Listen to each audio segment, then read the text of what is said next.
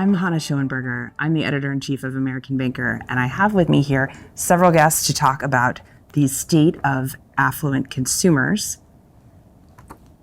I've got Doug Villone, head of cards and partnerships at Barclays. Thank you. In the U.S. Consumer Bank. I have Bunita Sawhney, chief consumer product officer at Mastercard.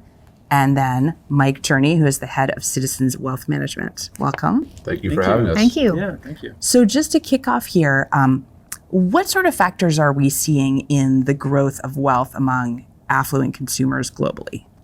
You know, when I look at our credit card portfolio, and certainly this is supported by data that you, I'm sure, see in the news, the affluent consumers driving the economy. A small percentage of consumers are making up nearly half the spending in America. And we see that as well in the amount of spend we see on the credit card portfolios we have and we issue for airlines and hotels and cruise lines. And so they continue to propel the economy.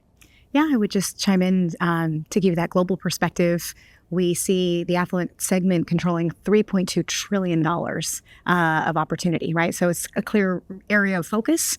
We found this segment to be more resilient, particularly in uncertain macroeconomic times and certainly in terms of uncertainty in geopolitical times. From a payments perspective, on an average, they're spending more than 2 times the average consumer. And as you get into the higher echelons of wealth, high net worth and ultra high net worth, it's multiples of that.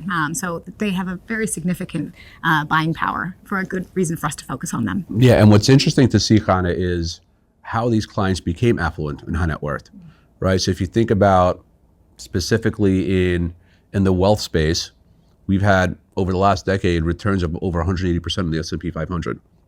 Think about real estate returns over the last decade. Think about just tech and entrepreneurialism in the US that's continuing to thrive and grow the economy. So it's one of those things where, and I know we're going to talk about the great wealth transfer as well, it's one of those things where the way people think about their wealth today and the folks that are going to be inheriting these assets is very different than the way people have thought about wealth in the past. Right. When you talk about the stock market, I think the statistic is something like 50% of Americans own stocks. That's right. So 50% of Americans don't own stocks. Right. True. Yeah, that's reality. But now you compare that to, say, Europe and Asia, where in Europe it's 25%. Right. Right? And you think about the Asian population, which, by the way, is on the heels of the U.S. In the U.S., we have about 7.5 million millionaires. Asia's right behind us. And the way they think about whether it's banking and investing is very different than Europe and the United States. So Right. Interesting dichotomy there. Yeah, regional differences for sure. So North America versus other regions. What is most compelling about the rise of the high net worth and mass affluent markets? And what do you see banks doing to respond to these needs? You know, from a consumer payments perspective, one of the things we're seeing in the credit card industry is a proliferation of premier products. Products that they tend to have high annual fees, but for the consumer it's serving, probably not all that high, but that unlock very specific and boutique benefits that really cater to those consumers. And so that could be access to inventories of hotels. It could be experiential things that they can unlock, certain gifts and accelerators, et cetera. But we're seeing, whether it be airline programs, whether it be hotel programs, retail programs, et cetera, I think what you've seen is these products that are, again, catering to this group of consumers we're talking about. And again, I think there's some really, really interesting examples of that across the payment space. And so while it's maybe not a lot of consumers, that product fits because they do have such exponential spend. It's a great unlock for the banks that provide those products. We're running out of colors to put on cards, right? The Right. black card, the platinum card, the different metals. the metal cards that you can't shred when you get a new Exactly. one. What is the highest color now?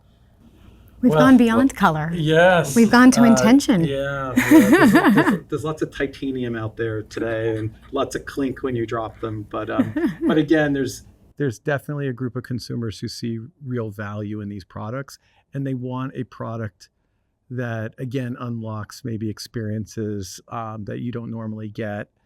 through the mainstream products that are in the market today, which were at one point premium products. Right. Yeah. What do you see? I would build on that. I think that to your point about North America consumers and European affluent consumers, there's some consistencies that I think we've spent time, I think we all spend time really focusing on understanding this segment's needs. And where I think the consistent value creation comes from is in making sure that we're delivering on experiential benefits above and beyond the average commodity. And those are ways in which we can differentiate one value proposition to the other. This consumer is extremely discerning. They understand and value their time. They understand and know the value exchange that they have with their financial institution. And so they have higher expectations that we have the opportunity to meet through superior value propositions. What I think is interesting about them, where these consistencies are, is the categories that matter them the most are actually not that different. By the way, not even from an affluent spectrum perspective to the average consumer. They care about travel experiences, they care about dining, they care about entertainment, but how we deliver those benefits, right, and the way in which we reach them, the channels in which we serve them, that's, I think, where we can really, really make sure that we're getting to the personalized experience they expect from us. Like the phrase we use is value versus status, and you're seeing that across the affluent and high net worth spectrum. The reality is, if you look at whether it's in the US or in Asia or in Europe that we talked about, it really doesn't matter where you live, right? The value versus status is, I think, across the globe. How we deliver it is very different. So for example, we talked about the US, where the investor would be a little more aggressive than Europe, 50% in stocks in the US, 25% in stocks in Europe. But also, for example, the way that the affluent client and high net worth client in Europe is tended to, i.e. they prefer more in-person advice, where you look at Asia and in the US, it's digital first, human backed. So the way we approach these clients can be very different, which is an interesting situation to look at. Yeah, it's a great way to say it. Because Americans just don't feel the need to talk to someone face to face. Screen's fine. Yeah, and I think as you think through like the next generation, right, millennials, Gen Xers, and Zers, they were all born and raised in a digital world. So it's in order to win in this space, I think it's super critical to have that mindset of it's an omni-channel approach, but how do you marry all of those channels together, but always leading with digital first?